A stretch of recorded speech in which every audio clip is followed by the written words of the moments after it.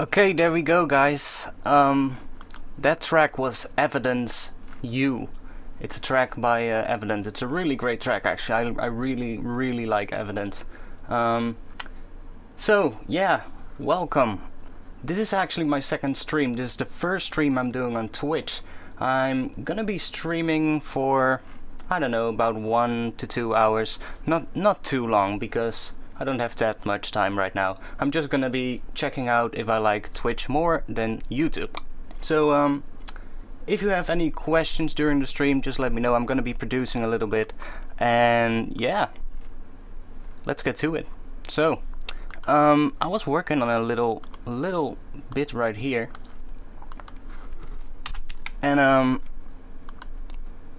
it's a little bass thing I made in Serum. I was working on this actually, kind of like trying to come up with a good intro for a track. So yeah.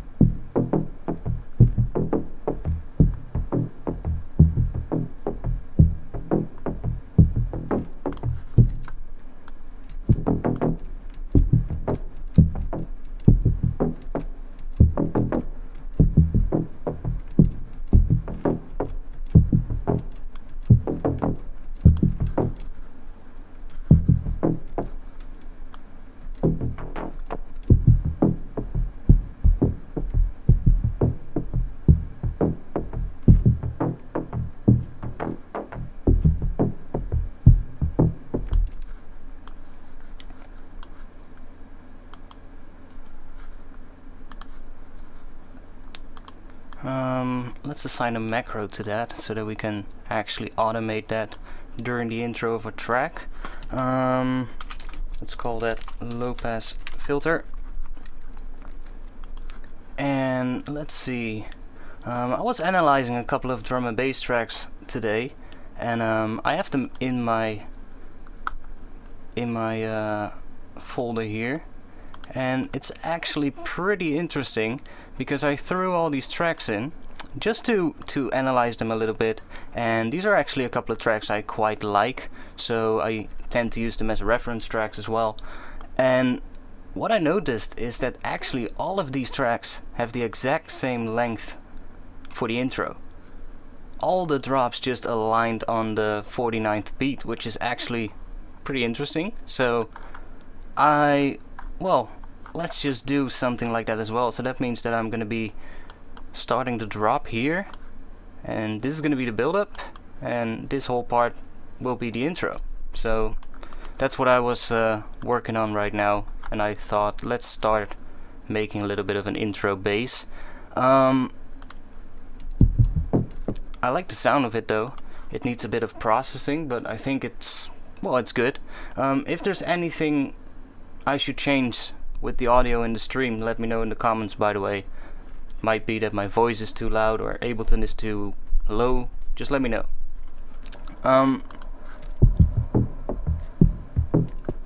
What should we do? Maybe do something like, we could add some drums. Let's just start with that. My Ableton is slow, by the way, but let's find some drums.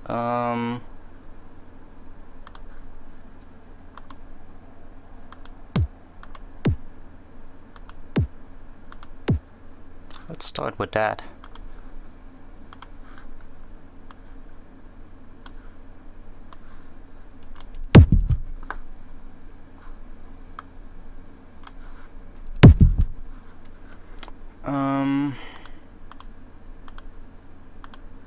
Do I have a snare that I like?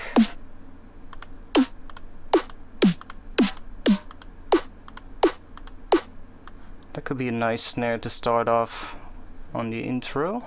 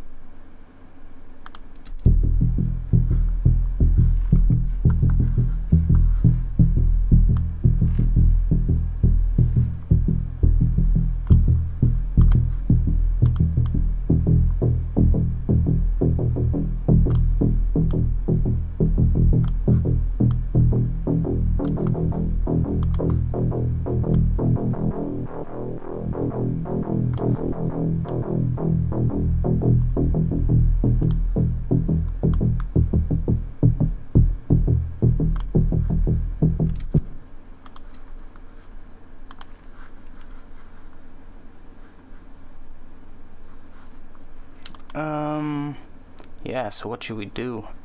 I think we need to automate and process this bass a little bit to make it work, but we can kind of use these drums to find a cool rhythm.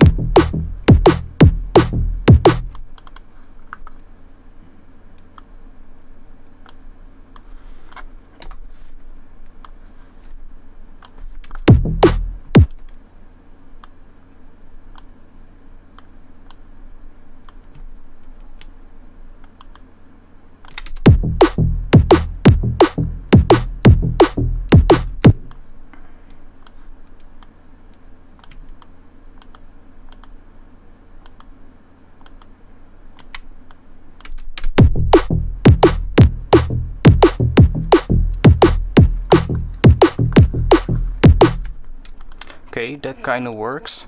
I kind of like want to add a layer to this, maybe. I don't know. Maybe we should do another layer of serum on top of this, or another synth maybe. But or we should maybe play with the attack.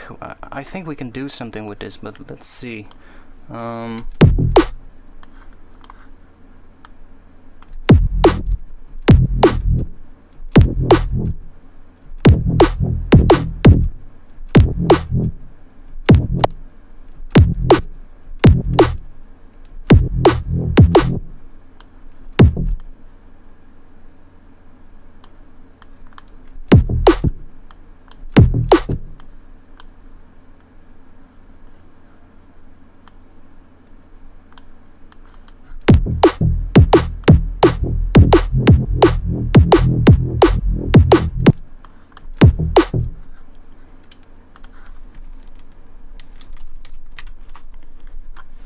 Okay, so now we can open up the attack of the filter and the amp envelope, because it's controlling both the filter and the volume. So we can kind of change maybe the longer notes every now and then. So we could add a bit of automation to it. And let's just loop this small part.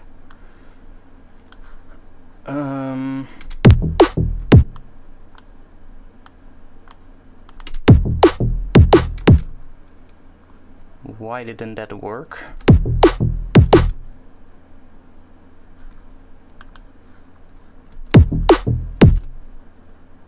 That's odd. I don't get it. Why did this not automate the envelope?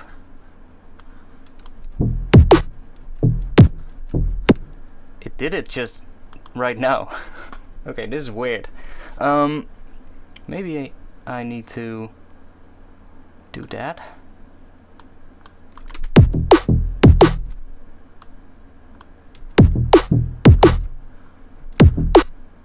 Okay, it's just too short.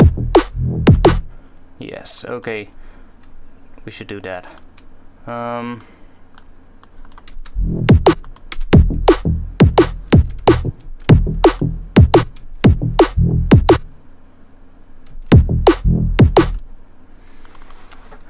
Let's see.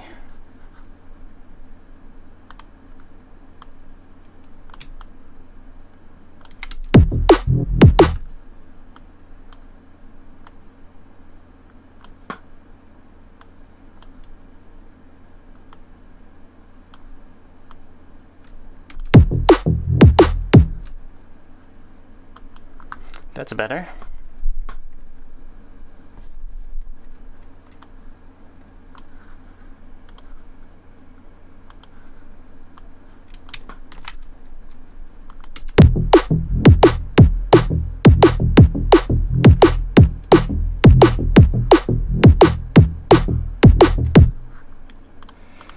Okay, so what if we add another filter to this? Let's start with a little bit of a notch filter, I think.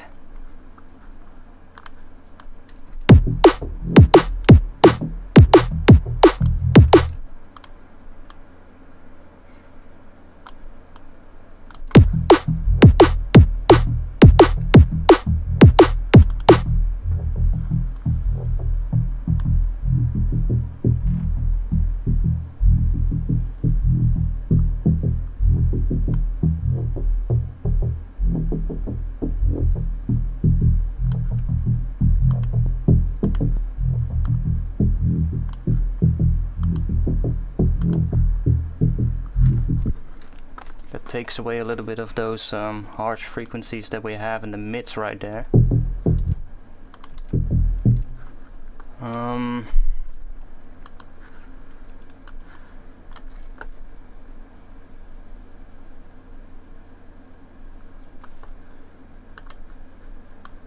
Let's go for a bandpass filter.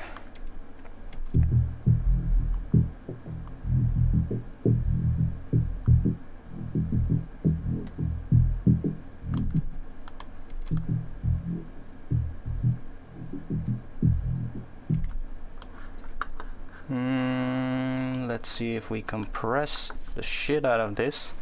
Let's see what happens.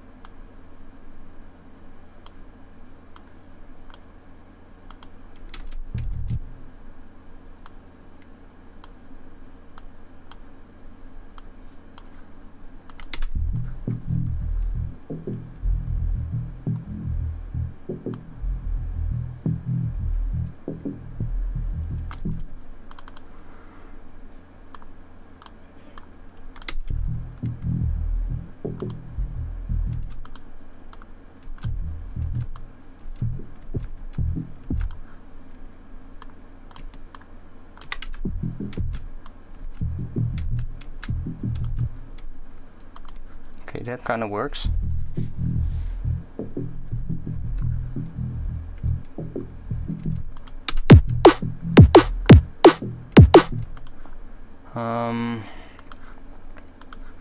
We need to do something else right here. I'm going to copy over these drums to about here, and I'm going to take this kick drum. I'm just going to place it there.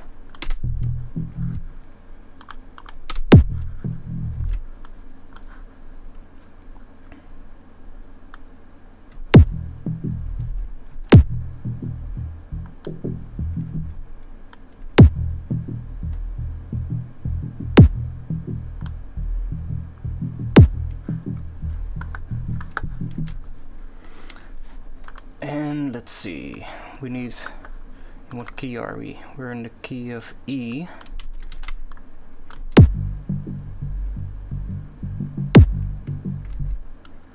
I personally like the key of G a lot. I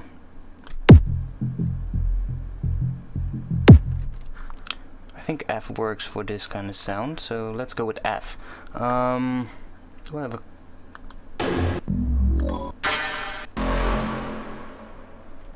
that sound could work.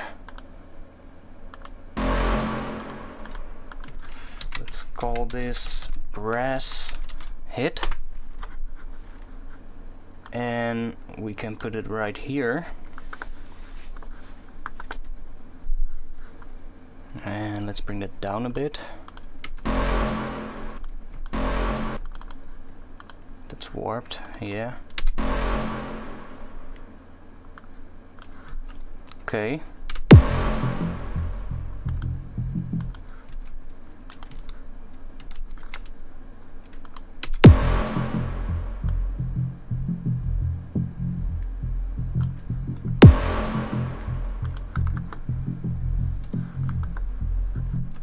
We need some drums in here, so I've been making some orchestral drums lately, or some you know, more cinematic drums, and I think I saved a bunch that actually sounded pretty good.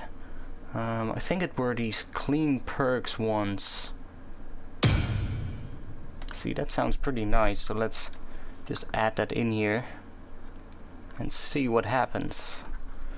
I don't really have to warp them, they are already at 172 beats per minute. Hey Lodestone, welcome. I think I actually should post on Twitter real quick, because we've only got 4 viewers. That's not a lot. Let me just go to Twitter real quick.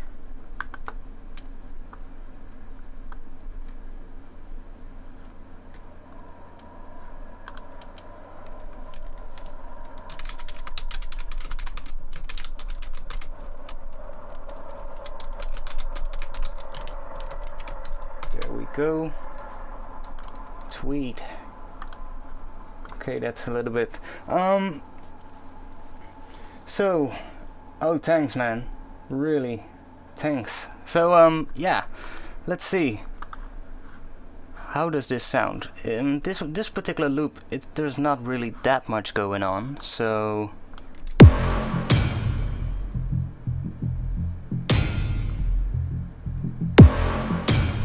But it kind of works. I mean, I might have to make it a little bit louder.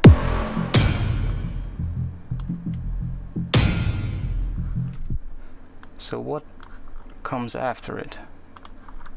Let's just duplicate these and let's copy this one as well.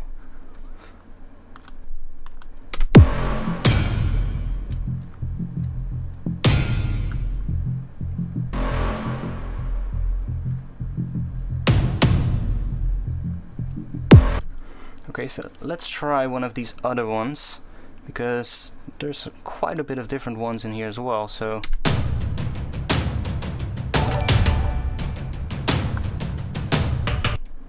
We've got a new follower. We've got a bunch of new followers. Thanks Lodestone, thanks Eretics for both following me. Yeah.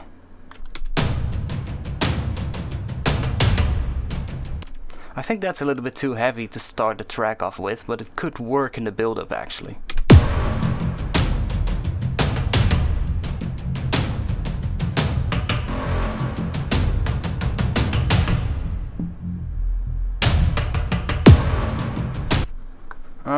Let's try the other ones.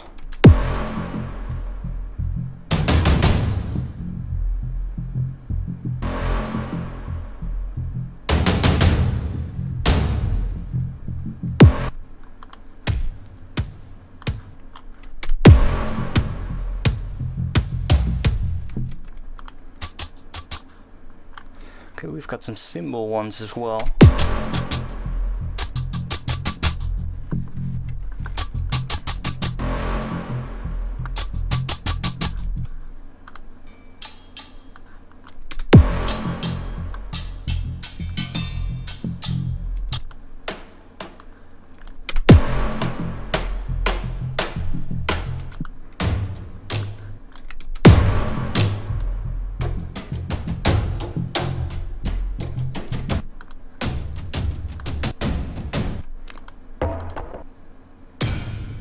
To be honest, I really like the first one the most. I don't know, this one just sounds nice, I guess. But I do wanna copy this part. So let's do this. And let's just, you know, we're just making the best of this. Just put that particular hit right there as well, so it, well, it has a little bit more consistency. Hey, Paul Mute, welcome. I'm doing my first stream on Twitch, and so far we've got 4 viewers, so I'm doing really shit. And I'm trying to make a track, but I don't know where I'm gonna be ending up today. Welcome.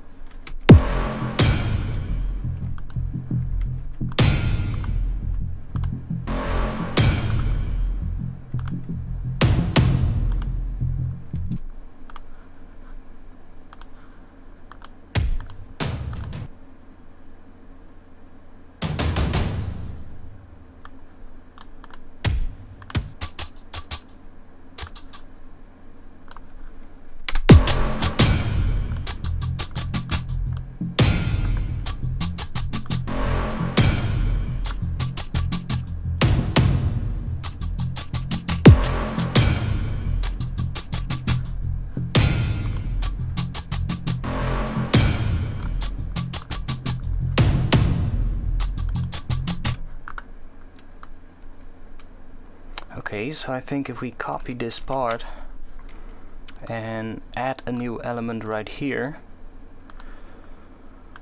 let's see what should we add. We need a symbol of some kind, I think.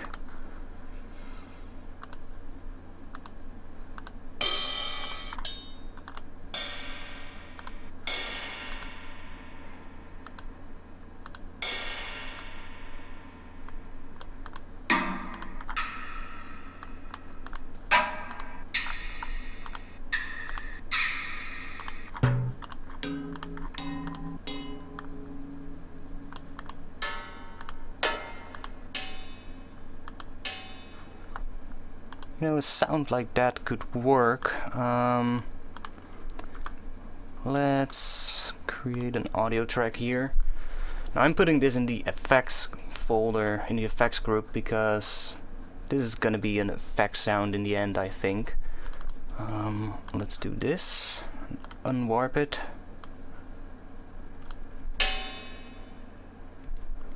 Okay.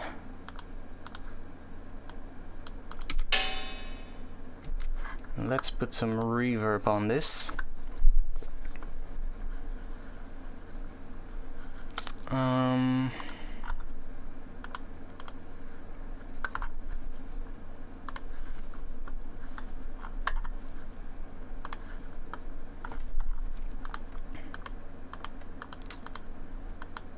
Let's try Valhalla Shimmer. Tends to be quite nice for these long reverbs, so let's try this one out. So right now we get that really long reverb tail, which I really like. This is a really nice plugin for those kind of stuff. I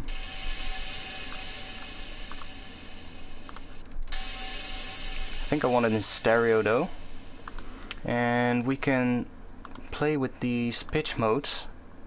So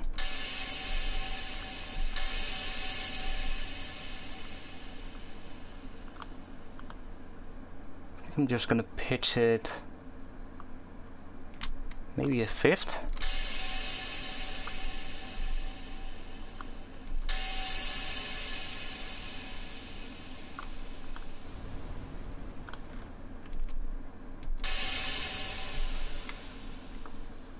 Did you get ToraVerb? No, actually I didn't. Which company is that, by the way? Because I might get it. I'm always looking for good reverbs, because reverb is pretty good. Oh, it's the D16 one. Oh, then I might get it, because I like their plugins. Yeah, D16, they make some really good stuff, so yeah, I'll check it out. If they have a demo, I'll definitely check it.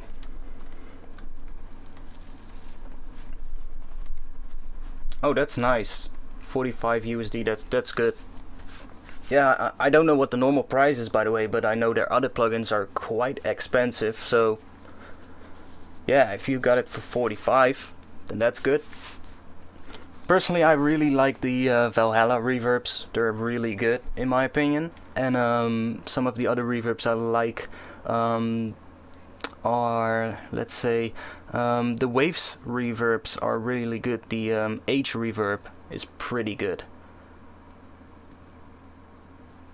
Okay, 60 or 80, that's not too bad. I mean, I know the what was it called, Devastator, and the other one are really expensive compared to the reverb. Then it pretty much is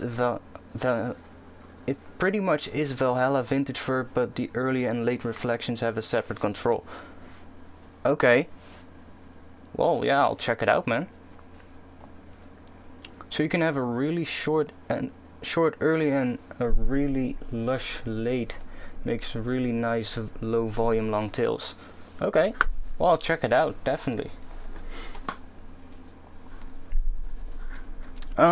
Yeah, so I want to try to make some kind of a, you know, little bit of an impact sound here. Some kind of a sound with a lot of reverb, and I think a cymbal is nice for that, but let's play around with this. So we're now at the dark. Sounds nice.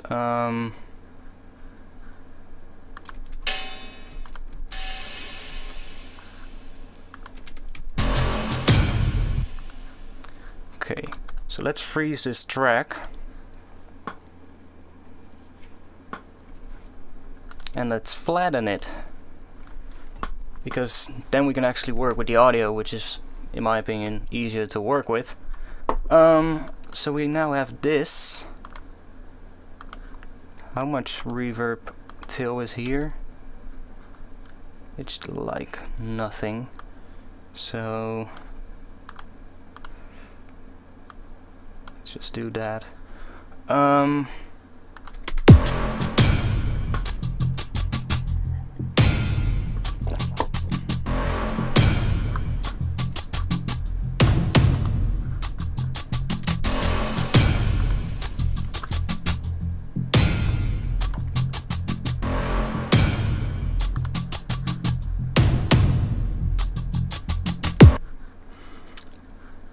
Okay, we've got to start. I might want to add that kick drum to here as well. And let's low pass this kick. So play Minecraft, please. I don't even play games, so let me play Minecraft. Yeah, let's do that.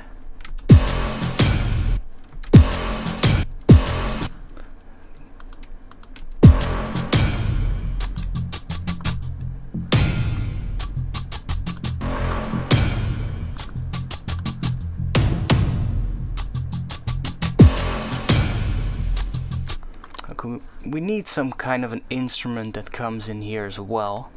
Let's see. Do I have something in my folder? I don't think I have, actually. I haven't made too many sounds the last few days.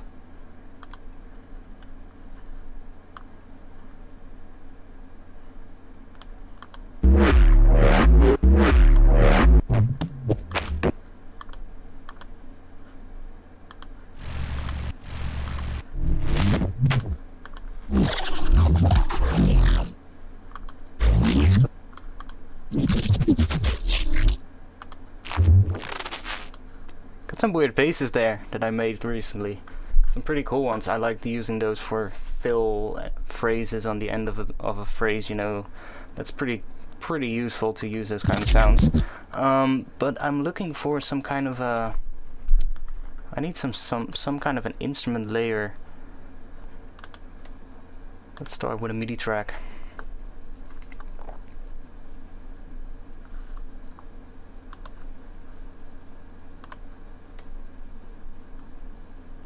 We could go for Contact, but there's one big problem, and that is that Contact takes a really long time to load on my machine, so I really don't want to open up Contact right now. Same for Omnisphere. Those two plugins just take a really long time to load, but they are the kind of plugins that I would normally use in these kind of situations. So what else do I have? We can go with Serum. Let's just do that.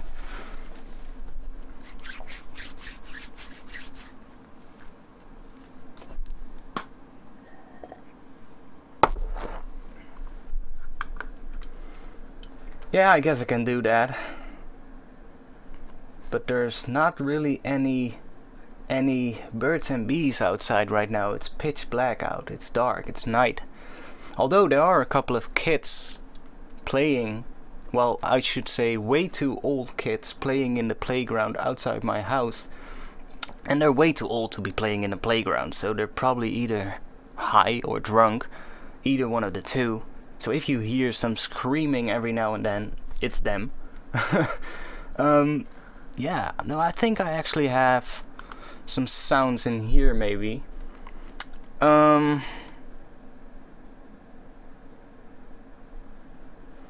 These are some sounds I made before. I could try one of these. Let's see.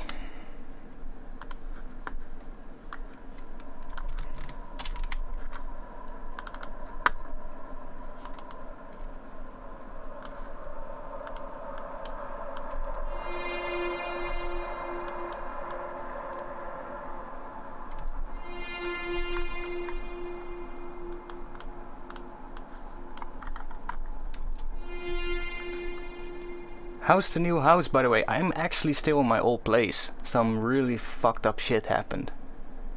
Really. I was supposed to move to a friend's house. We were actually going to be living in a big house together with 2 of my friends. And one of them is a really good friend. And the other one is, well, a good friend. He's a really good friend as well, but at the moment not anymore.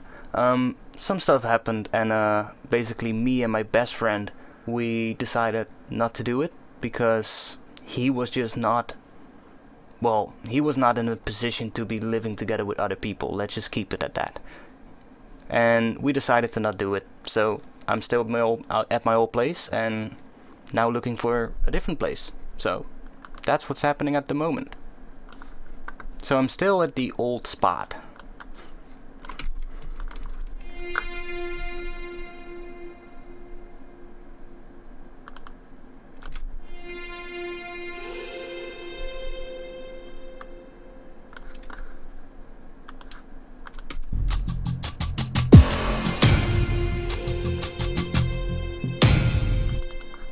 Okay, that kind of works. Maybe started a little bit earlier.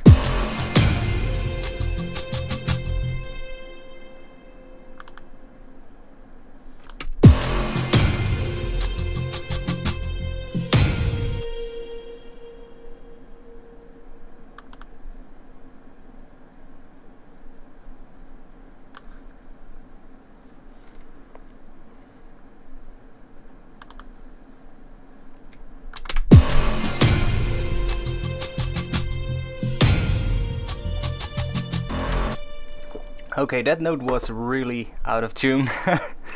I should probably go to D sharp or C sharp.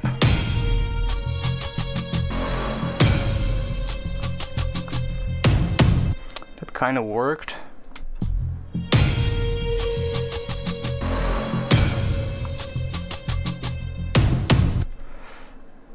I like the C sharp actually.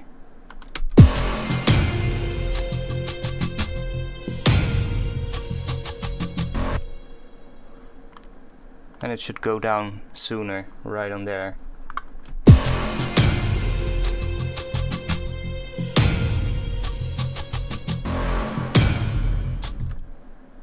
Why did it stop? Okay.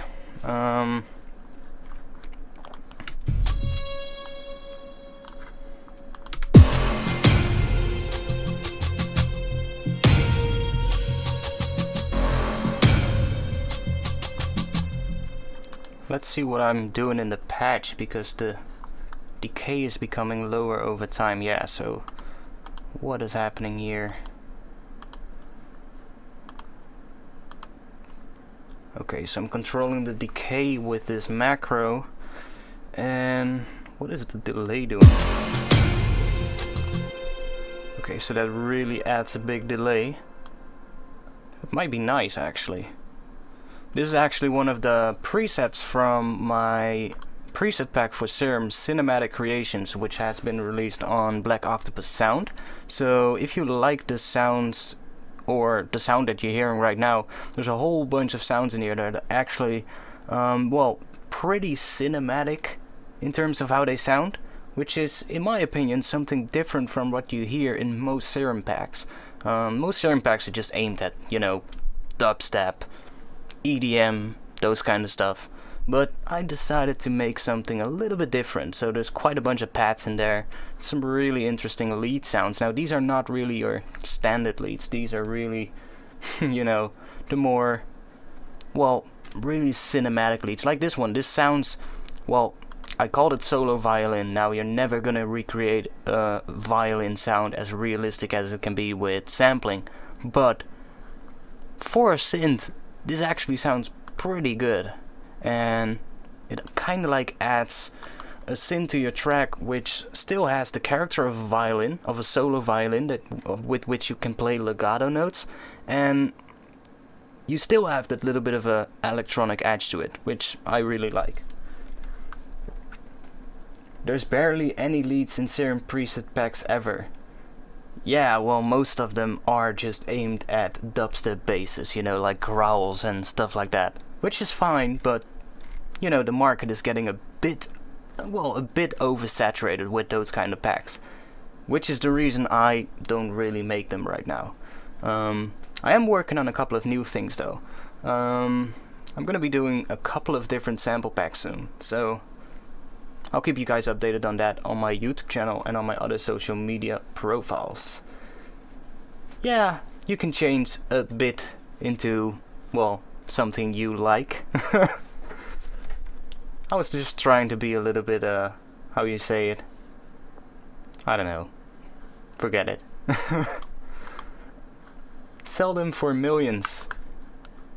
Well, if you want to pay $1 million for a sample pack, then I'm always down to put up a sample pack for $1 million bucks.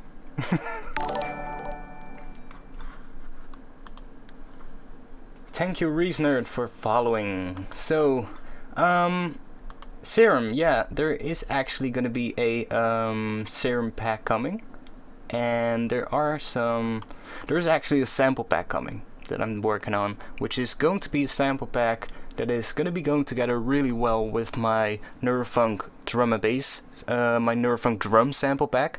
That pack was released on Black Octopus Sound as well, and that pack, it's really aimed at the more NEUROFUNK type drum sounds, and I decided it would be a good idea to now make a pack that is aimed at the bass sounds. So it's just going to be a sample pack, so there's not going to be any presets in there, but all the samples in there are going to be either bassline loops that you can chop up and rearrange. They're not going to be loops ready to putting into your track. And thank you, Static Hertz, for following. It's going good right now. We're getting some new followers. That's good. And there's a whole bunch of one-shot bass sounds going to be in there, and most of them are actually going to be Reeses. So you can just take that Reese and put it in a sampler, and it's going to contain a whole bunch of different kinds of modulation, but all originating from the same sound. So within that one sample, there's probably an entire drop for you right there. You know, you just have to arrange them using samplers maybe, and I probably will include some sampler patches as well. Like, you know, I only work in Ableton, so I'll have to do them in the Ableton sampler, but I probably might do them in Contact as well. And that way I can really make a sample pack that's, I think, gonna be good for drum and bass basses. So yeah, that's what I'm working on right now. It's gonna be a lot of work because the first pack was really big, so making a new pack that goes well with it is gonna be quite a task. I mean, the first pack was 2,000 samples, I think, so that was quite a lot. Yeah, if you want to get that pack, it's out on Black Octopus Sound. So you can just go to the Black Octopus Sound website, type in ARTFX, and you will find all my packs. Or you can go on to Splice or Loopmasters or anywhere else. They're up on all those websites. So let's get to it again.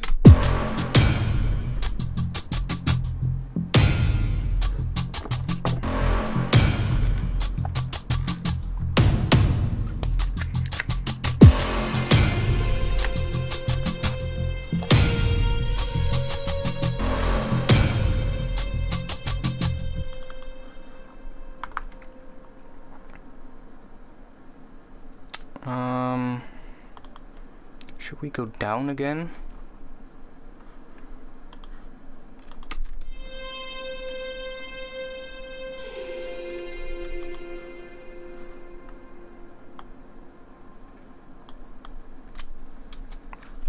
Or maybe we should add a pitch bend to the end.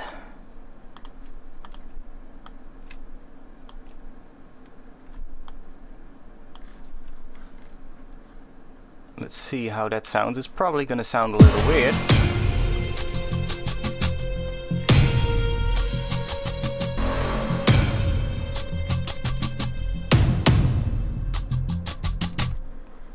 Okay, so the decay needs to be a little longer right there.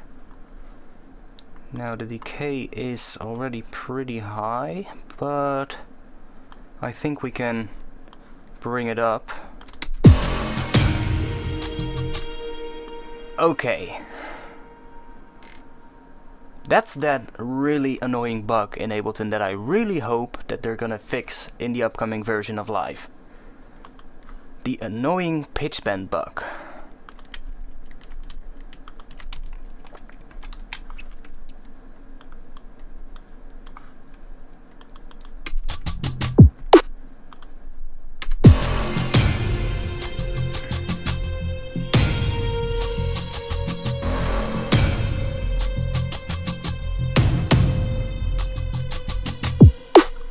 Okay, I actually like that, but I think I might actually want to have that come in here.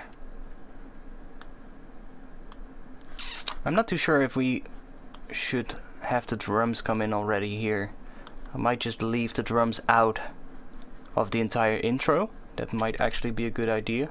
So just get rid of those. We don't need them right now. So I quite like that pitch bend at the end. It really sucks you into the next section. What's that pack with the orchestral hits? I like those. Which ones? The ones I'm using here. That brass hit.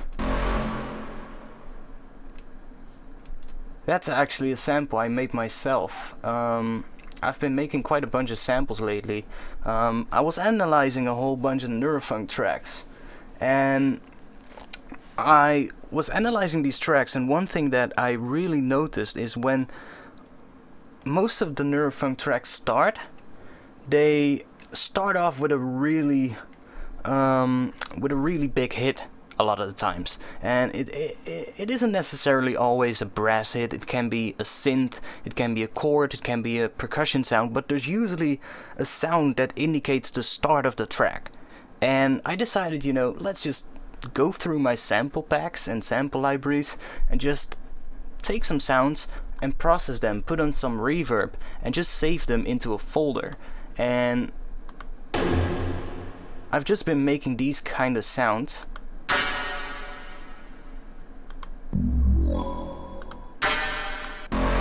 See, there's the brass hit.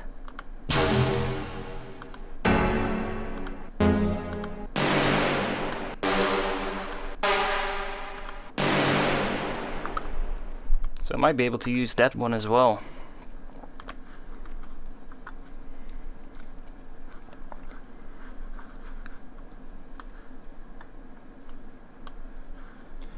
You were talking about the drums. The drums, they are actually a couple of samples that I have in my own folder here as well, but they are actually coming from Heaviosity's damage library. So Heaviosity has a whole bunch of libraries that are really good for these big orchestral drums. And before this I was mostly using Native Instruments Action Strikes, which is pretty good because you can really take like you know, a simple sound. You can take a particular kit for the drums and then you can make a whole bunch of different loops with that same kit. So that's really good with Action Strikes. But I found that it really lacked something. I don't know, Action Strikes, it sounds good, but I found I was just really processing them a lot to really make them sound good in my track. So I decided, you know, let's try if I can find some other plugin that I can buy, and I decided to buy Heaviosity's Damage, which I must say is pretty good.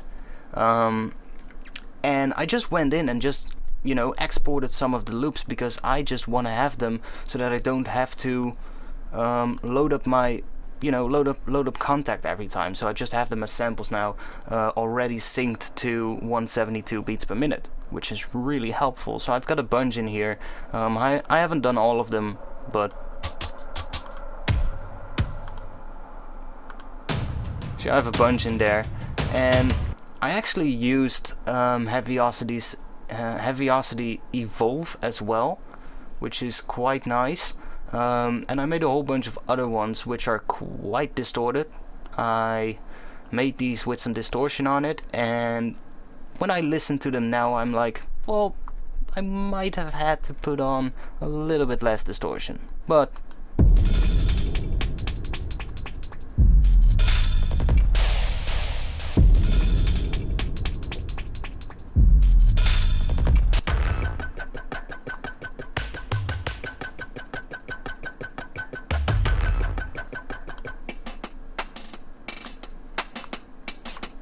yeah, I could probably go into the folders of contact, but you know, some of these are already processed a little bit.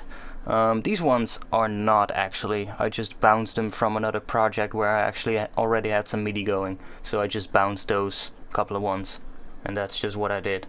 I might actually go into the audio files, into the folders, and just grab all the audio files from there, because I think it's really helpful to just have them as audio.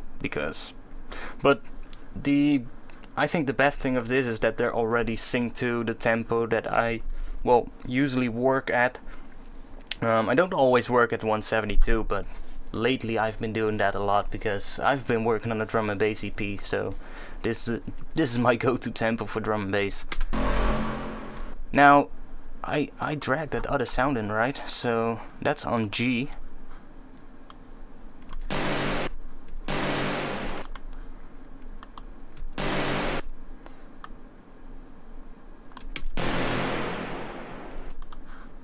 So let's use this one as well, and let's add an EQ8 to here.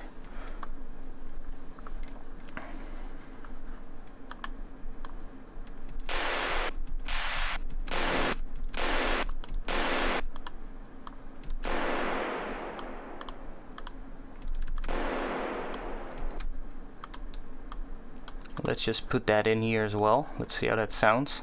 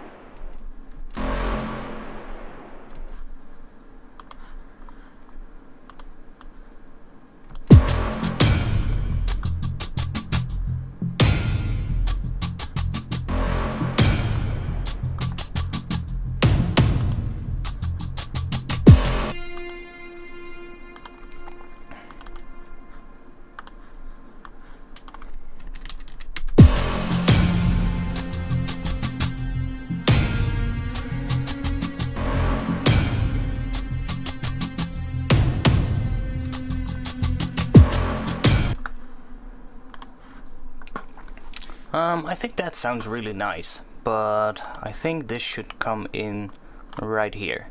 So we can duplicate this part.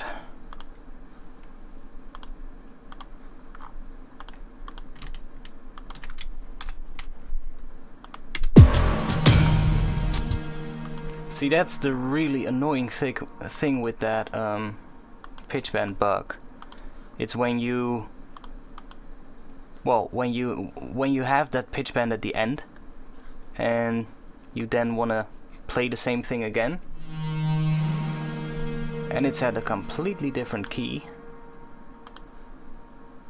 It's really annoying.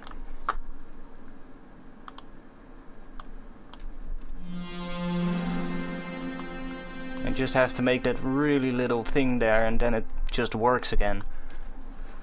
I really hope that they're gonna fix that in the upcoming version of Ableton, which I heard has been, well, I don't know if it's actually been officially announced already, but I saw all the posts and shit, so I'm really getting hyped about it. I mean, it's been way too long since Ableton has released a new version. Let's just keep it at that. Yeah, I saw all the... Oh, deadmau5 has it. deadmau5 always has things, you know? I mean, he got the Szechuan sauce. He's got everything. Yeah, I saw a lot of Ableton certified people posting about it, so it's definitely up. It's definitely coming. Yeah, I'm really looking forward to the new version. I'm really looking forward to seeing what they're actually gonna change, because there's a couple of things I would just really like, you know. I would really like the MIDI editing to be improved. That's one thing that I would really like. I also think Ableton needs some better stereo tools. You know, from the just the native plugins, I think it really needs a better stereo tool. Not only for, you know, changing the stereo field, but also for visualizing the stereo field. I think it could definitely have that.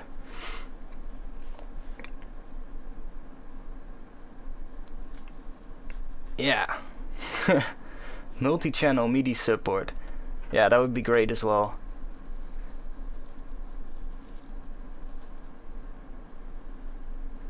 Yeah, that's quite awkward, I know. It's really strange. But I'm sure they're working on it, you know. I mean, their hardware has it already, so they should be working on it. That's what I think, at least. But yeah, I really hope they improve the MIDI editing. That would be absolutely great, because the MIDI editing, I mean, it's good, but it's not as good as it should be. I mean, the Ableton Live MIDI editing capabilities are better than Ableton, or the FL Studio one, sorry. But yeah, indeed. Now, the bug, I'm pretty sure that they're gonna work out. The pitch bend bug, I mean, it's a simple thing to do, but I guess it's a simple thing to do, or maybe it isn't. Maybe if it was simple they would have already fixed it, but who knows. I saw the guy who redesigned Ableton. That was really awesome, and I really liked some of the features that he put in there. And I read that he actually was invited to the Ableton headquarters to talk with the designers, but they didn't hire him or something. They just told him some shit. But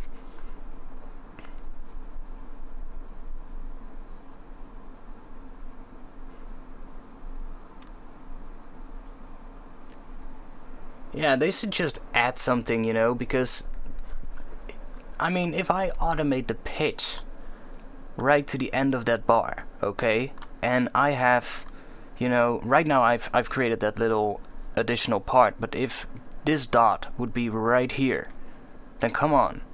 I mean, if my clip only is this long, and I place dot right at the end by selecting this part and just dragging it, so it should be right there at the end of the clip, it just screws it up every single time, which makes no sense to me, honestly. So yeah, they should fix it. Now, I kinda liked it, you know, there's a workaround, just add that little thing at the end, at the start. It works, but you know, it's a pain in the ass to do. Come on, let's get to it. They should just fix it. It's been way too long since we had that bug. So yeah, we should definitely bring this in at this part of the track, but then we need something else right here. Now we might be able to do some strings here. I'm just gonna open up Contact, which is gonna take a long time, but that gives me some time to maybe answer a bit of questions or something else. Let's see, contact, and let's see how long it takes today. So yeah, I've been working on an EP, by the way, so my new EP is in the works. It's gonna be a drum and bass EP, and I've got about one track done and a couple of other tracks which are about halfway done, but I'm not sure if I'm gonna put them all on the EP. I'm not too happy with some of them yet, so they won't make it to the EP until I'm happy with it. But for the tracks that I'm working on now, there are some good tracks. There's some tracks in there that I really like, and there's some tracks that I think really need some work. So yeah, I have one idea for a new track, and that's a funny story, by the way. I went to my doctor to get my blood checked out and my blood results. I was basically getting back the results of my blood test, and when I was there, he decided to also measure my heart rate and my blood pressure, basically. And what basically came out is that my heart rate was pretty low, but since I do a lot of sports, that kind of made sense. And they just said to me like, hey, your heart just works really well, so you just have a low heart rate. But my heart rate was 43 beats per minute. Now I was like, 43, that's, if you multiply that by 4, you get to 172 beats per minute. So I thought that was pretty awesome. So what I'm gonna do is I'm gonna make a track basically around that whole idea of the 43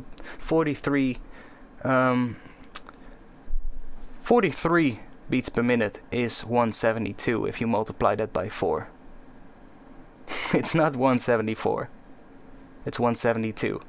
But yeah, I was thinking about it, you know, just making a track around it, and kind of like incorporating some kind of a sound that comes back every beat when you play it on 43 beats per minute, so it should come back every bar instead of every beat, which is kind of interesting. But I haven't started on the track yet, but I might start that later this week.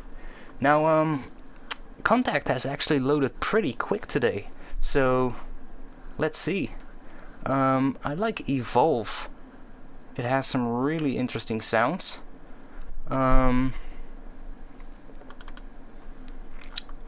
Let's see, what do we have?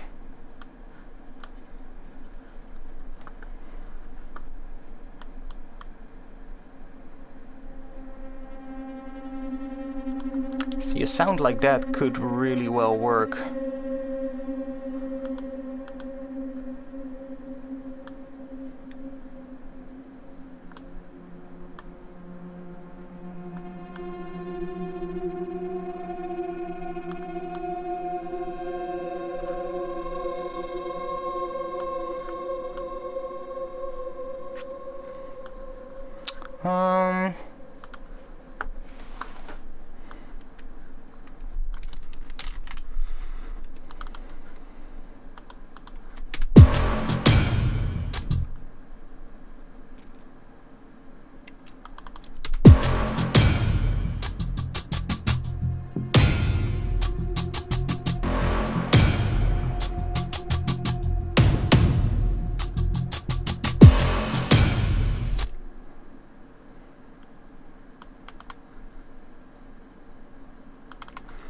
Maybe try chord over there.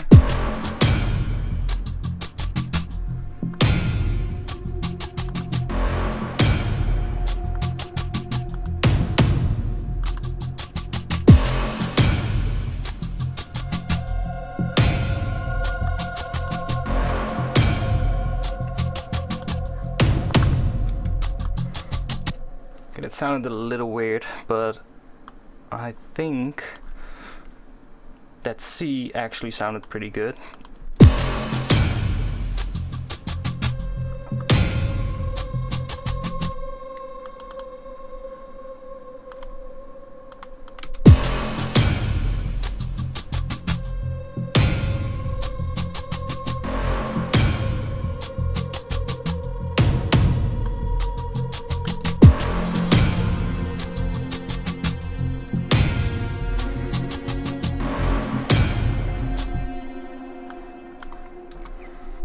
so what I'm gonna do is I'm just gonna take these two and I'm just gonna freeze this and flatten it so that I have this as audio.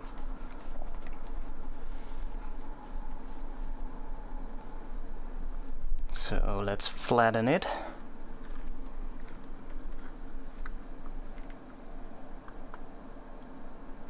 Come on, you can do it.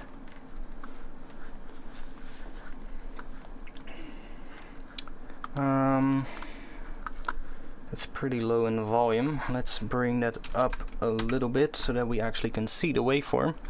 Let's drop that a little bit. So we now have two of them.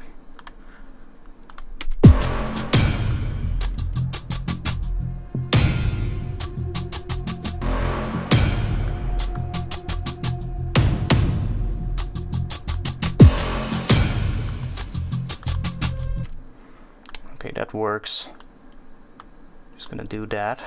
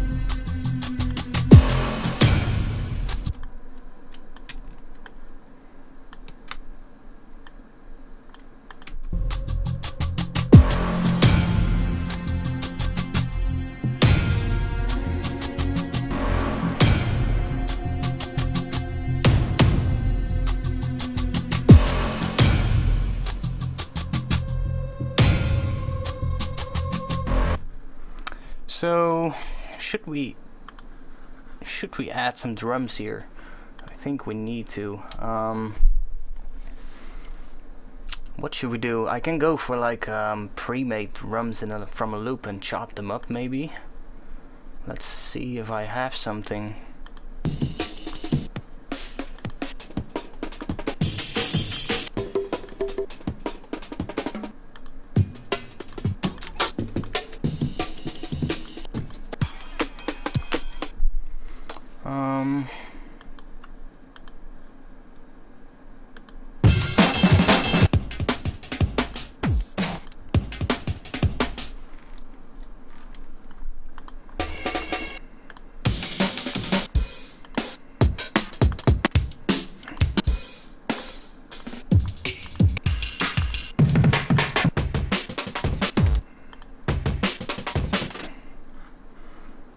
Let's see.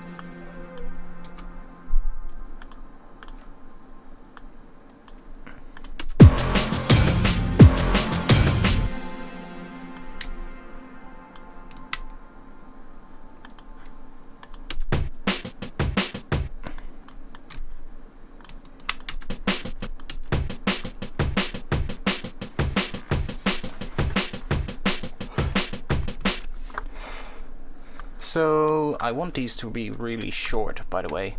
So I'm just gonna make one loop from it, and let's switch this to the beats mode. And I'm gonna do 1/8 notes. Do this.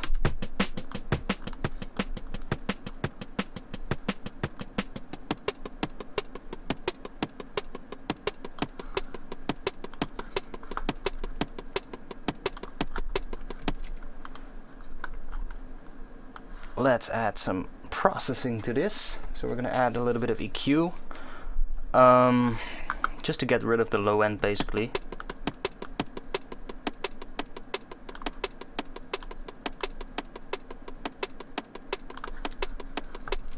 And I think we should add some saturation to this.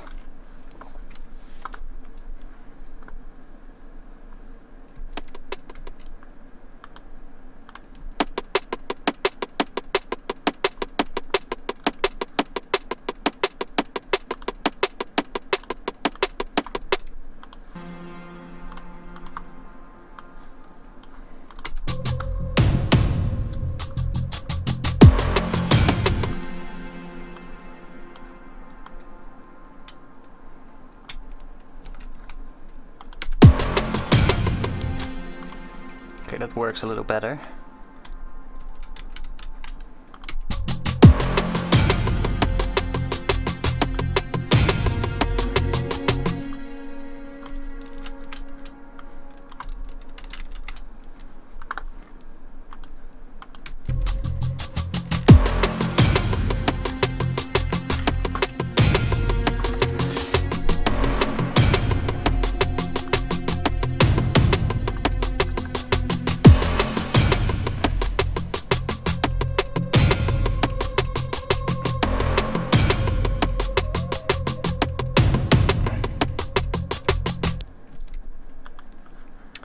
And then right here we should end with a big hit and go into the breakdown. So I think we should add a little bit of that kick drum here. And let's see.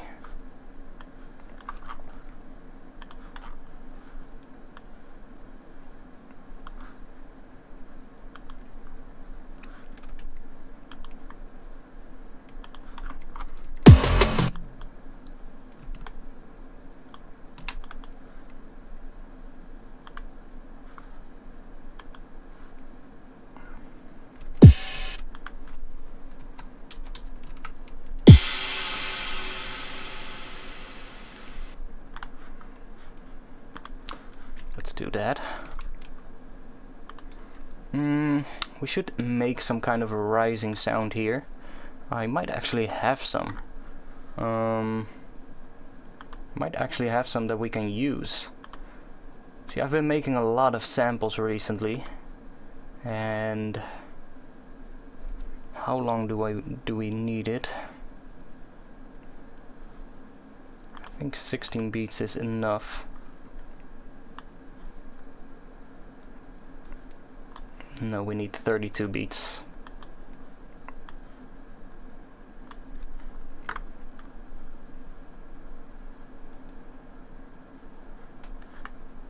So these might actually be really loud.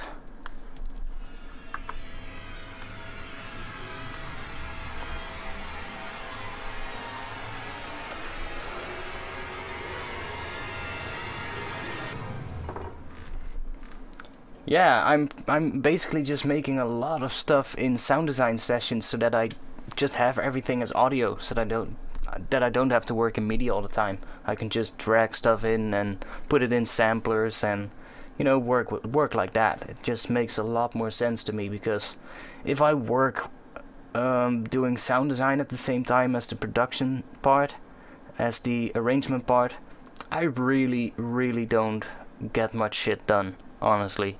I usually just end up tweaking shit endlessly, and I just get stuck all the time. So yeah, I find that actually separating it and just making sounds and then arranging those sounds into something that is a good start for a track makes it much easier to fill in the last couple of pieces with synthesis, you know, because I might just still do synthesis during production, but it's usually not for everything. The most stuff that I usually make are basses, drums, and, you know, stuff for my intros, because in my intros I usually use so many different things that, you know, when I do it all in MIDI, by the time I'm done with the intro, I really just have to bounce all my stuff to audio, because otherwise I can't even finish the drop. That's how bad it gets.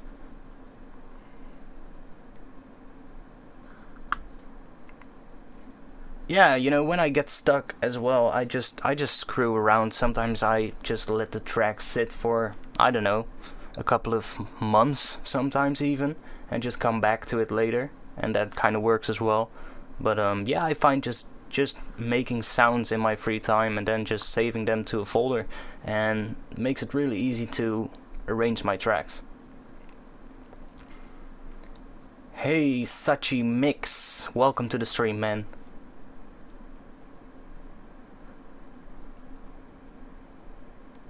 Also because I just use a load of guitar, so like 90% of it is messing with effects.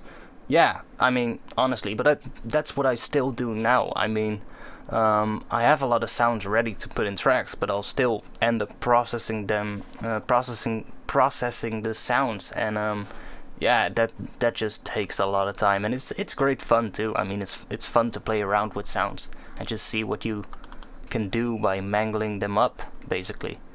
So I made a whole bunch of rises with Contact, and I can actually try and see if that works in this particular instance.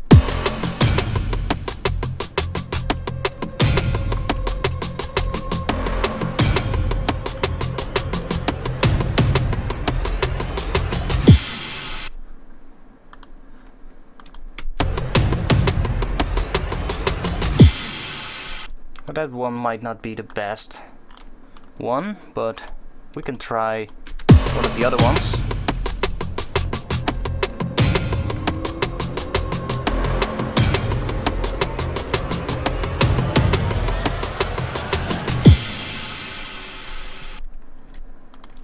And this is where some new drum percussion stuff should come in. I think a little bit of the bass should come in here as well. So let's see if we have some percussive stuff that might work in the build-up.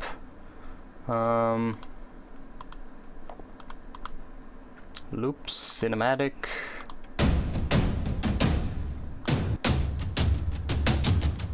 See, that might work in the build-up. So let's add a new audio track here. And by the way, guys, is the quality of the stream good? Is the audio quality good? Is the video quality good?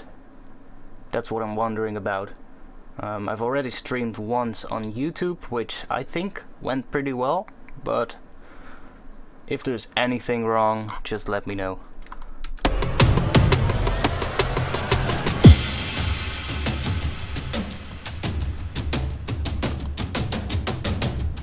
See, that works. Just going into that percussion. I'm not too sure about the this sound, so let's turn it off for now.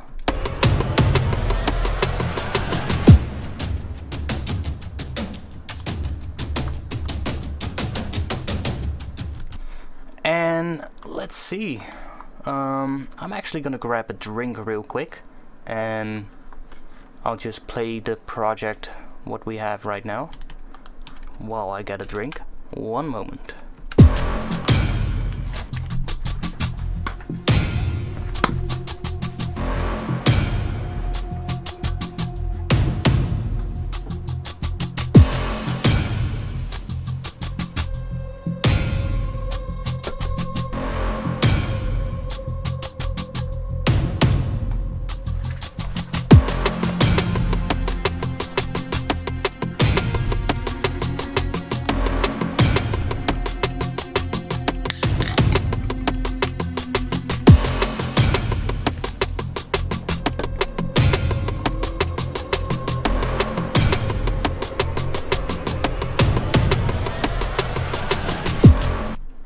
So, yeah, let's see what we can do.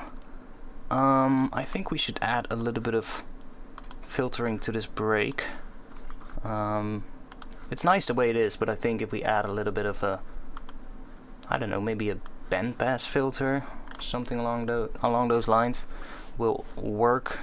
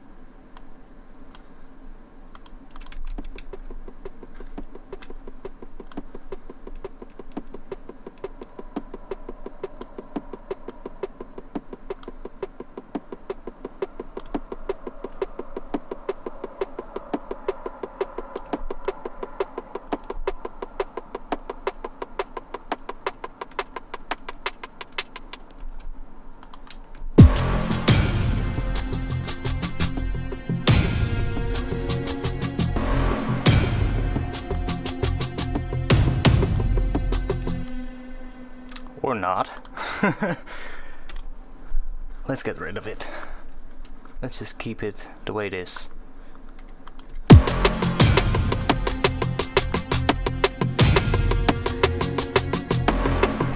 That works. So we're just gonna bring this down over time.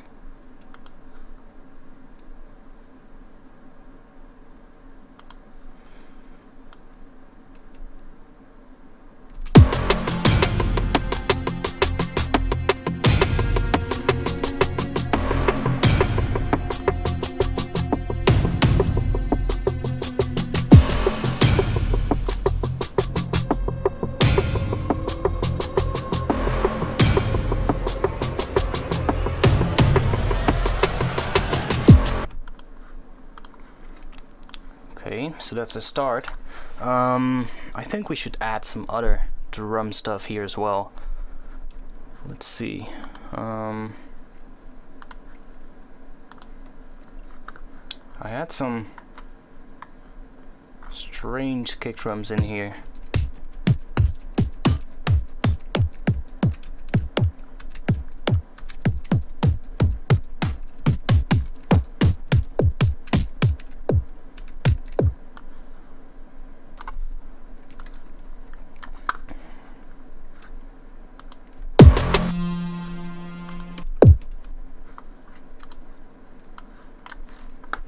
Now, if I just take out the low end from this kick, we just get a really light kick drum, I think.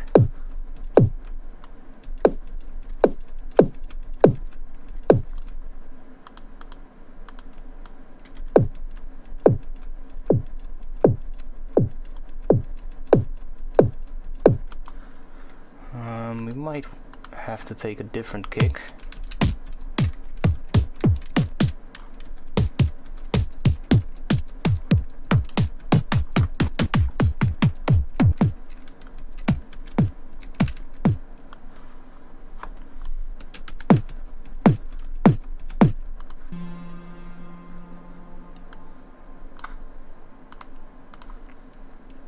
Just make it really short.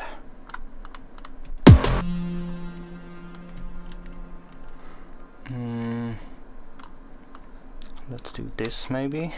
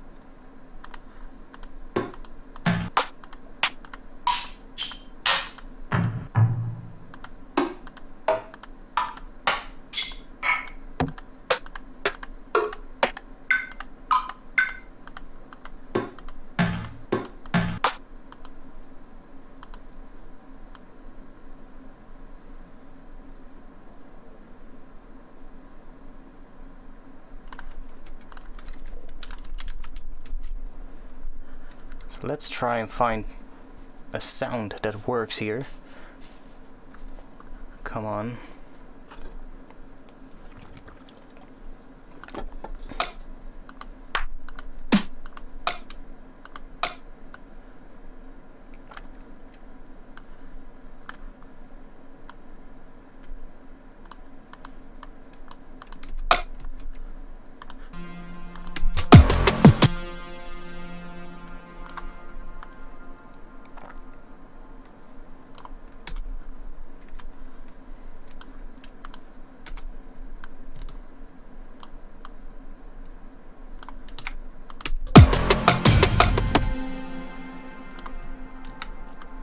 Okay, so I think it would be nice to just let it go on this rhythm and just do this. I think that would be nice.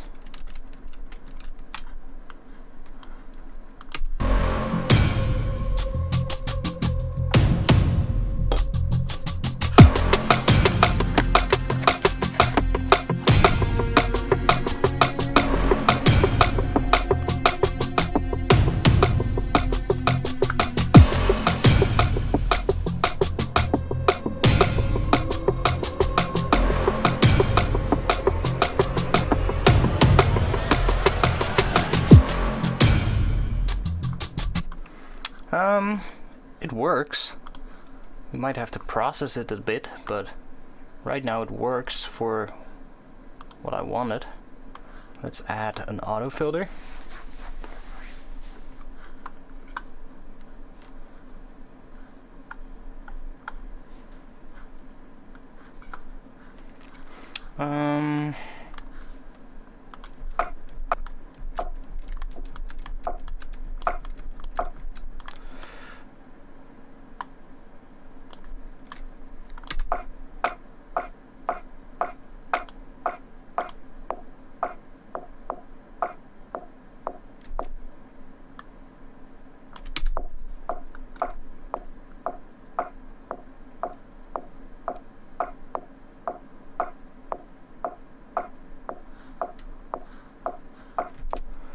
And if I add, let's do a delay on here. Let's try out the Waves H delay, which is a really good delay, I have to say. I really like the Waves H delay.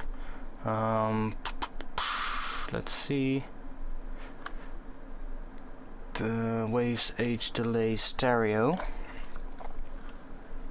and not my comment feed is not updating right now. Let's see.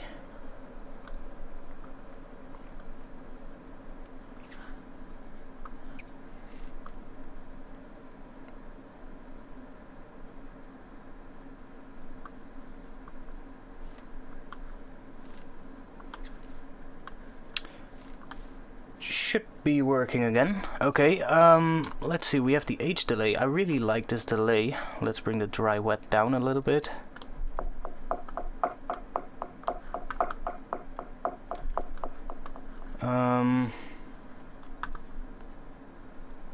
Okay, cool, man.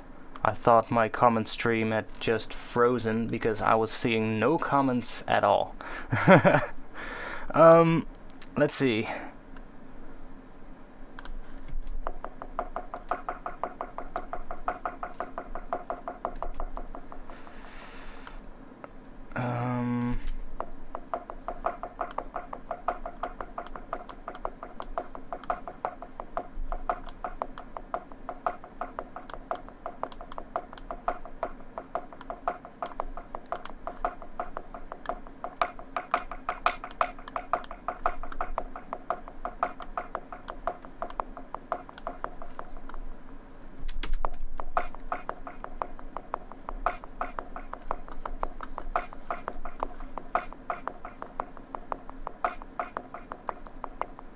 Okay, well, I didn't know that.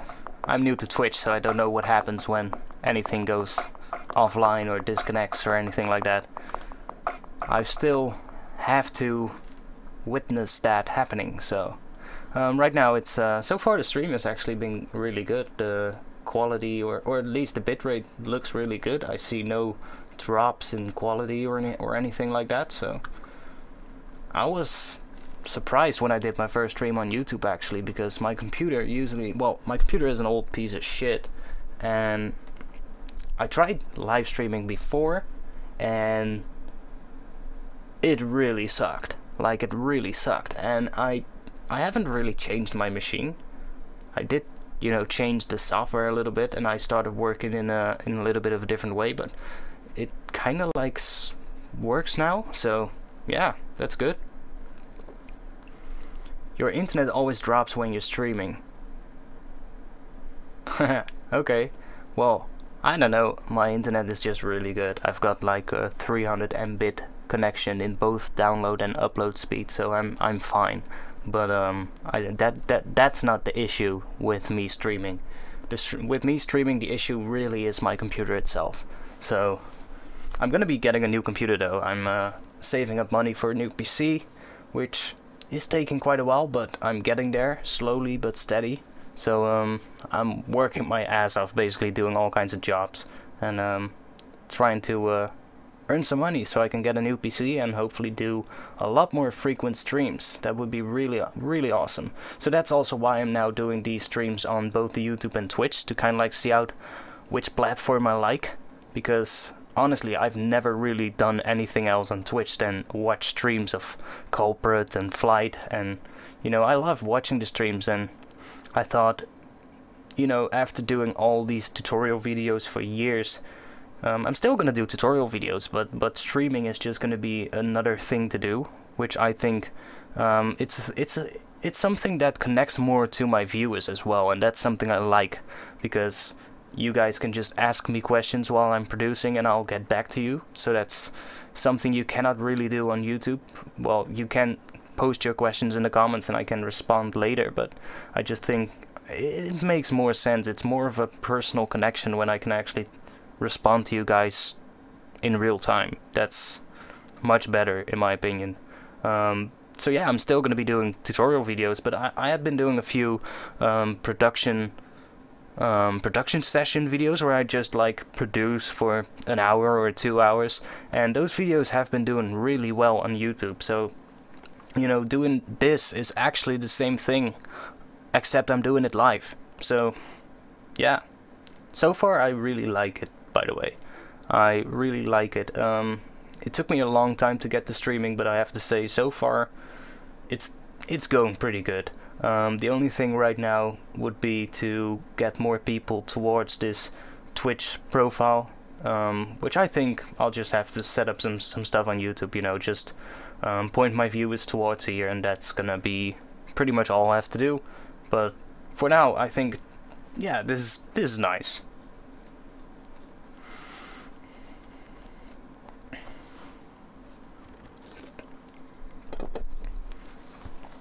Yeah, I mean, I have to say the first stream on YouTube did really well. I had like, I don't know, what was it, about 60 viewers all the time, like non-stop. So that was, compared to what I have now, which is 6 viewers, yeah, on YouTube it was going a lot better.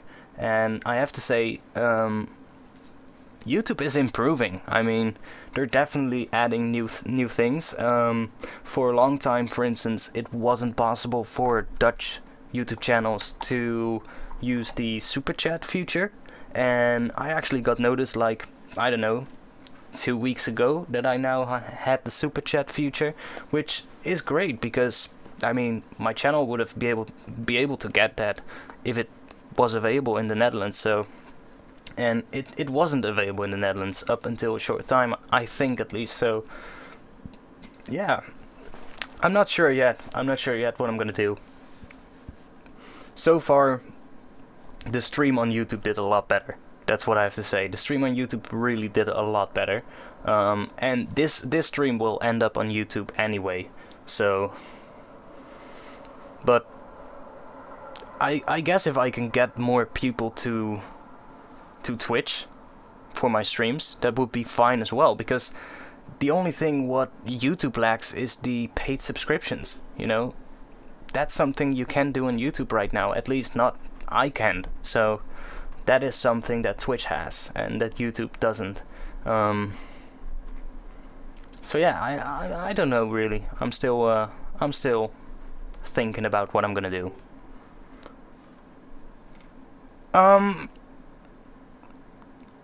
Yeah, how long have we been streaming? An hour and a half. The only problem with YouTube right now is the discovery features. You mean like what you see in your stream? Like what I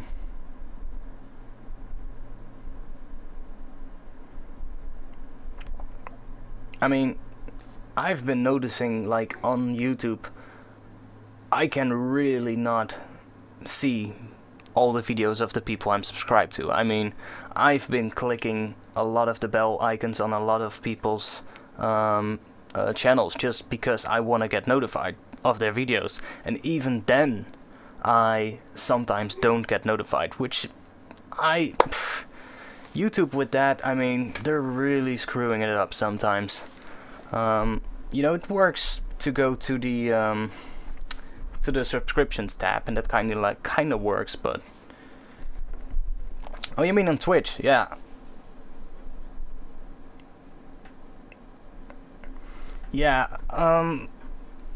yeah, that's true. I mean, right here you you assign like the game you're playing, which in this case is the creative category, and yeah, people find you like that, which I think is nice, because also new people will find you, which, you know, might have a few people there might be a few people that stick around, but I guess YouTube is better in that terms of way, because it's really all about my subscribers, and I have 51,000 subscribers on YouTube, so it makes more sense for me, at least, to stream on YouTube.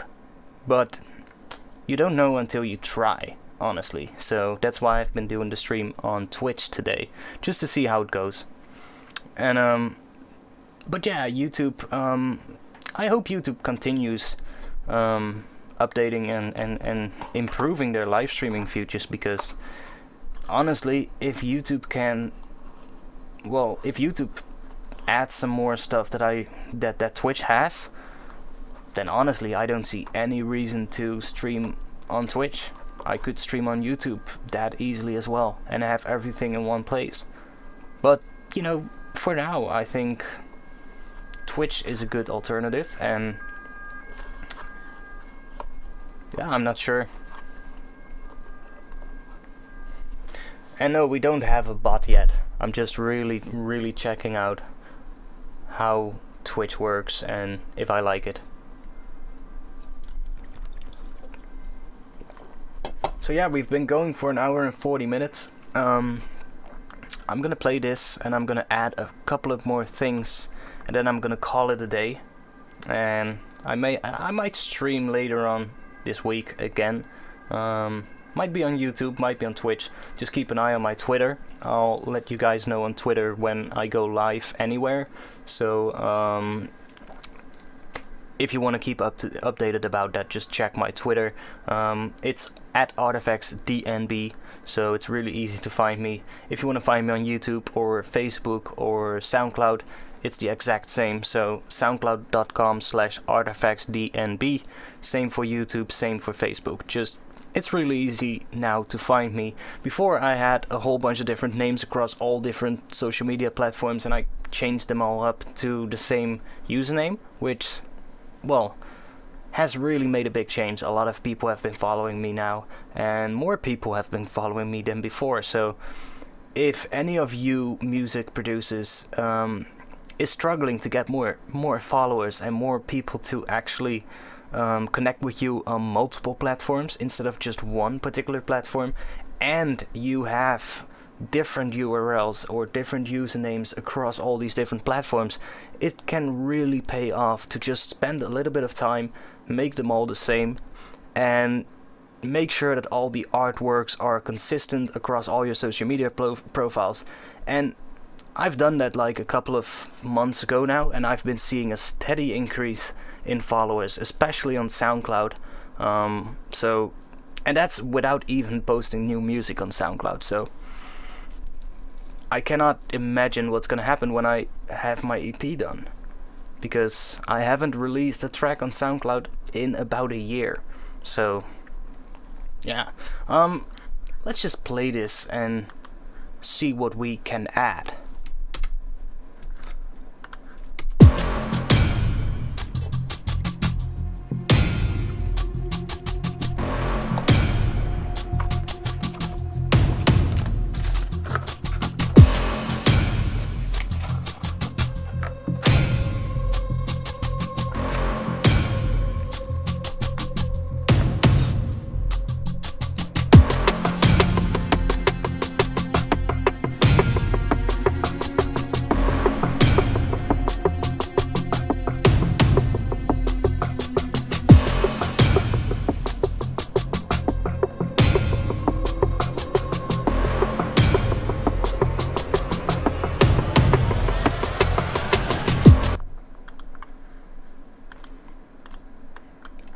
I might actually be able to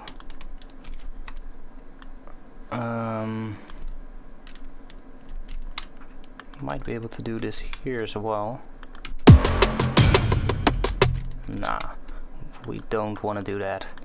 I might want to try these ones and put them here.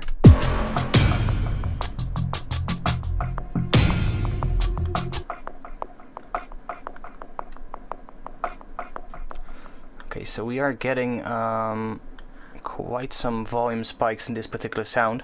A really good trick to control volume spikes: take the glue compressor, set the attack to the shortest time possible, and well, the release time, I usually put it up to 1.2, which I think is seconds. And yeah, that's seconds. And then bring the threshold down until you're really seeing that meter move. We can go further. And then bring the makeup gain up.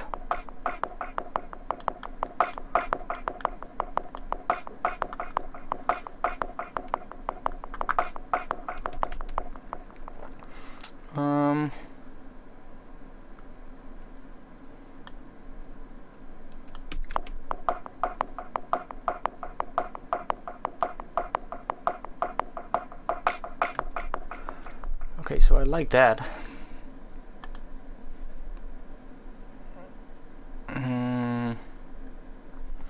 Is there a way to re-trigger the LFO within autofilter? Oh yes, quantize. That's what we should do, right? Every... how much beats? Every 16 beats. So this means that now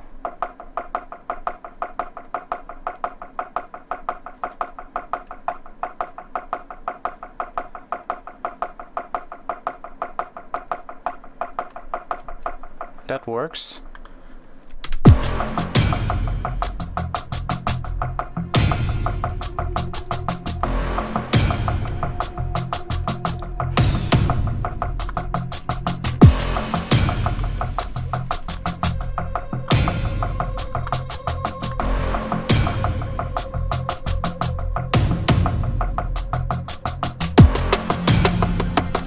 Okay, so I think I want to add a low string to here as well, something like a pad or anything like that. I can just use Contact for that, or I can just use Serum for that. I just make an electronic pad, that would be good. So let's go for Serum.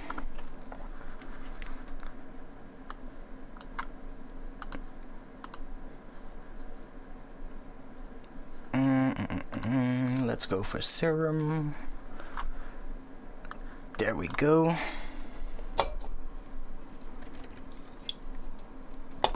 And I'm just gonna add a pad in the root node of the track to really give this part of the second half of the intro a bit more body, and a little bit more low end. So I want to add an F note here. Just gonna do an F note like that. And then we're gonna bring that down a bit, add some voices, and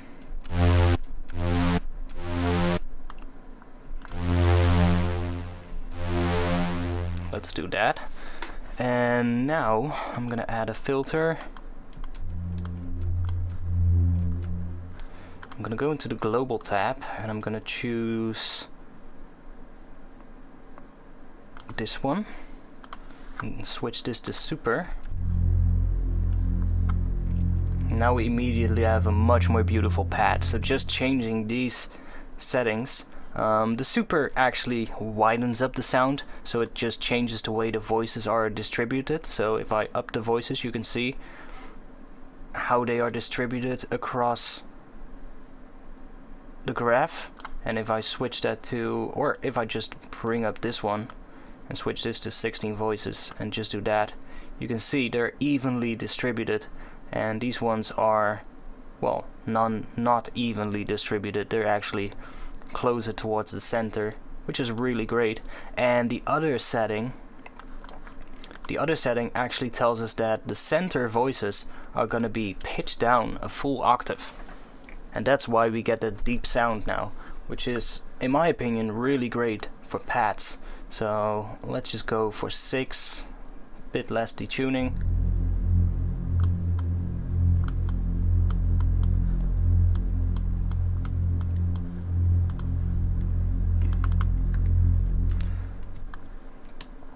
And we can go down maybe here.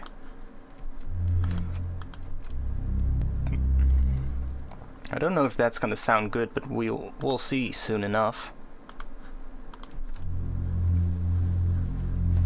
Yeah, super is really good for pads and stuff, but also for wide basses. I mean, it just makes it sound wider. It gives it a more pleasing stereo field, I think.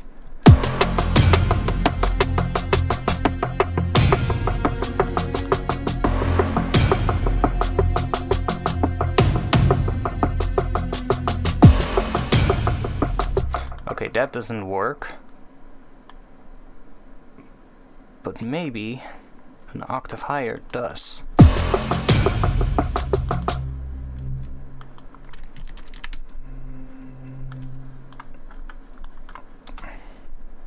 Let's just do this.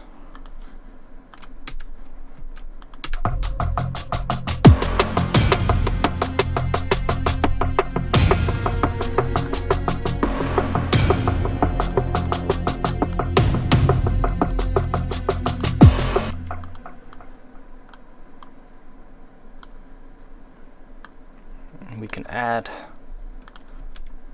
an LFO to it.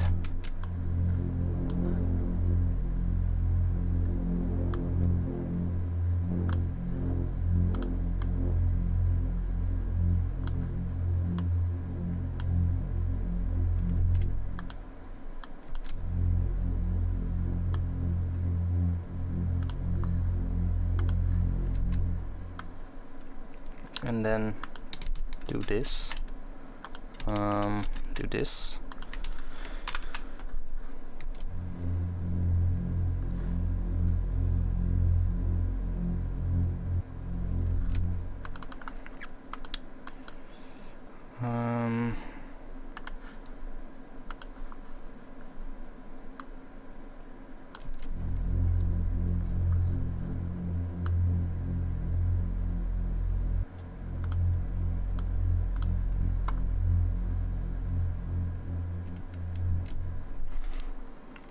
Kind of works. I think I want to have the filter open a little bit up over time, so let's take another envelope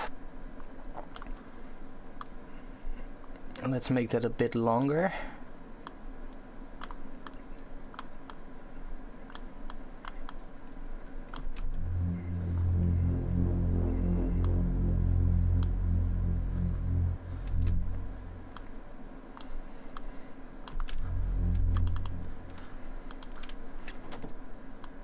And let's just do this so that we have 2 ones.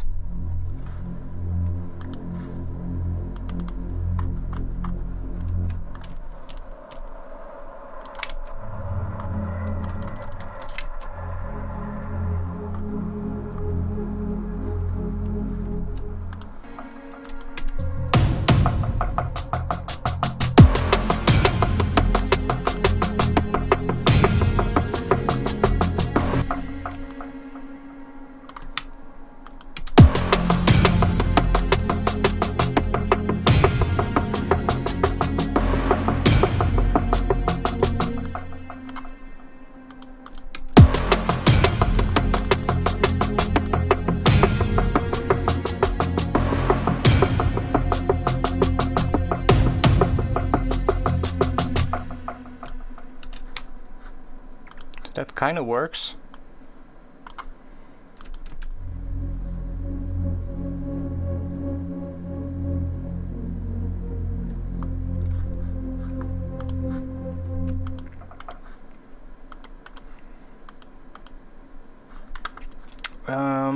we can take another oscillator and let's try one of these.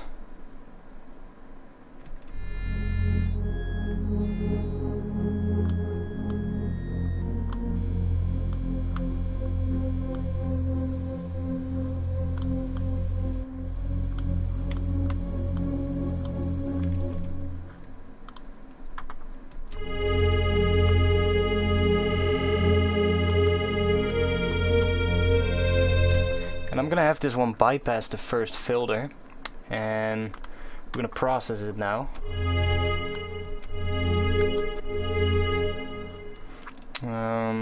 Add some chorus, bring the depth down.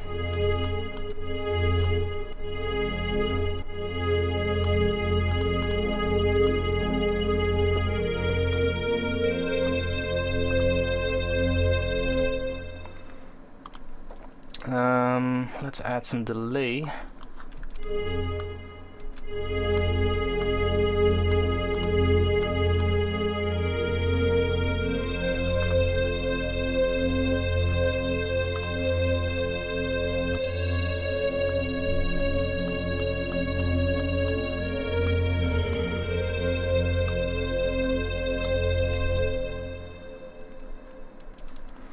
Okay, maybe a little bit more reverb.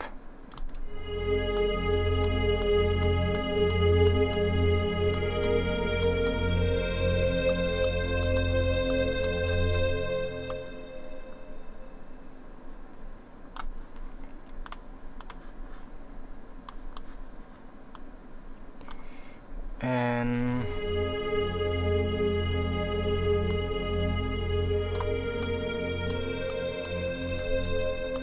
now we can take the second filter and use that to actually control the sound even more. So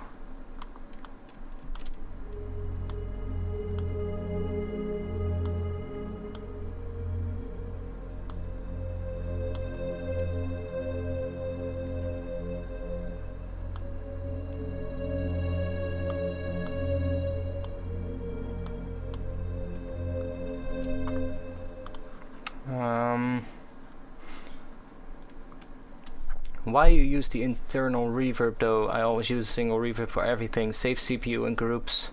Yeah, that's true. That's true. I guess I'm using the reverb here. I'm using it on the end of the chain, so I might just turn it off on the end and just replace it with my own reverb. But I'm just turning it on right now to see how it sounds with a bit of reverb on. But I might just, you know, replace that with Valhalla or anything like that. But for now, this will do.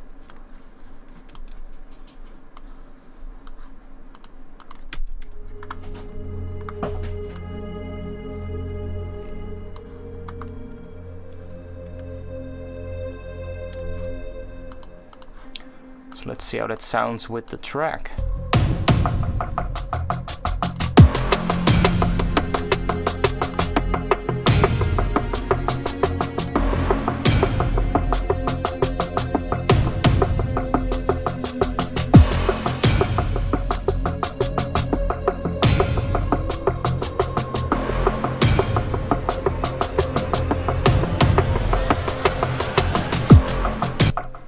I think that sounded pretty good actually.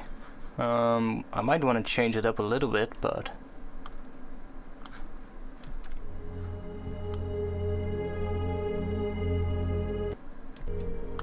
I guess we could use maybe an LFO here and sweep through this wavetable really slowly.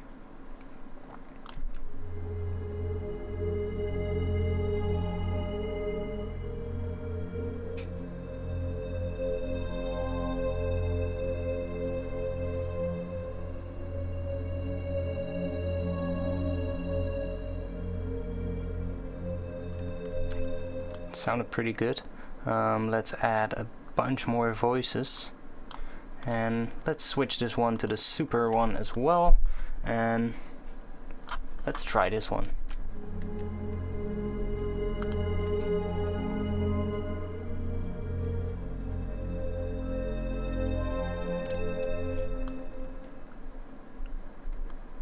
I'm gonna back the voices down a little bit because we're getting a lot of CPU usage from Serum at the moment, which might have to do with the reverb actually.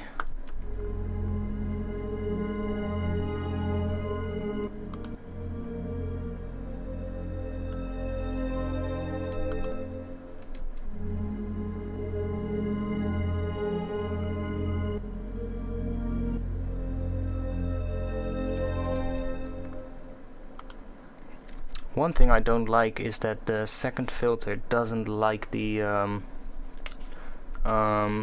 envelopes. So the second filter does not have per voice envelopes, which is too bad because the first filter has it.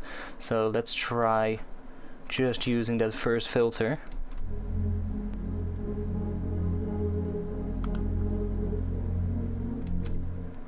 And let's give this one a rise time of,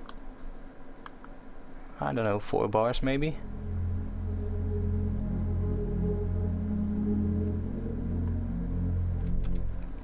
And set this one to N to trigger mode.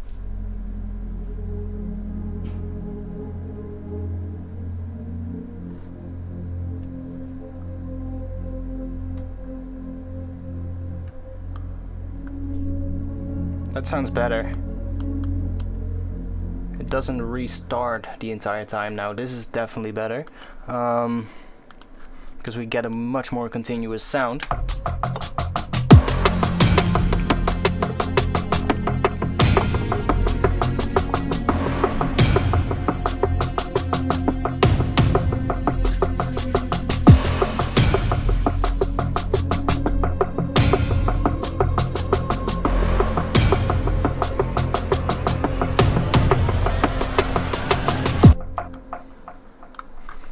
Okay, so yeah, I think we made at least a good intro today. I think I'm gonna stop streaming. We've been streaming for 2 hours now, and it's been a good 2 hours though. We've made some stuff, we've got some shit done, and it sounds good. That's the best. That's the most important thing. So that's a good thing, and yeah. If you guys have any questions right now, if you want to ask me any questions, then this is the moment to do it, because I'm gonna be stopping the stream soon. And yeah, if you guys want to see more of what I do, then definitely go check out my YouTube channel, which is on youtube.com/ARTFXDMB. There you can find all my tutorial videos about anything I do in Ableton Live, anything I do in terms of sound design and arranging. So that's definitely something to check out if you haven't done so already. Also, you can check my sample packs on Splice, Loopmasters, Black Octopus Sounds. You can find all my sample packs and preset packs there with a lot of the sounds that you actually hear in my tracks.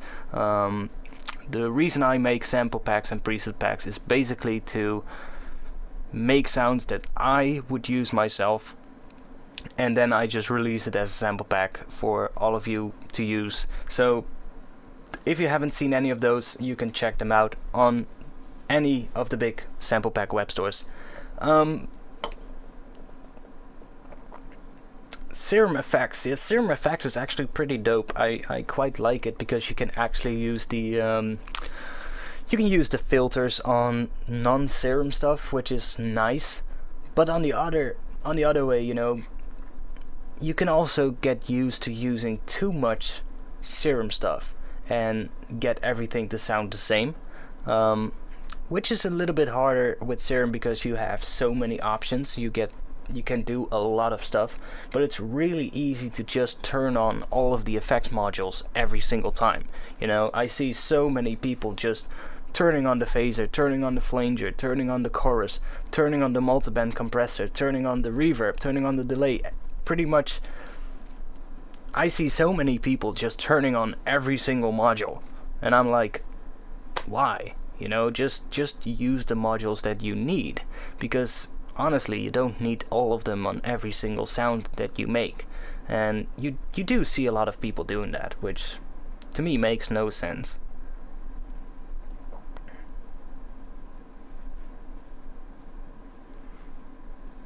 Yeah, that's true. Definitely, you can go use your own reverb and then use serum effects to basically continue your chain, which is definitely good. Yeah, absolutely, that can work if you want to add maybe like, I don't know, the phaser behind your reverb of choice.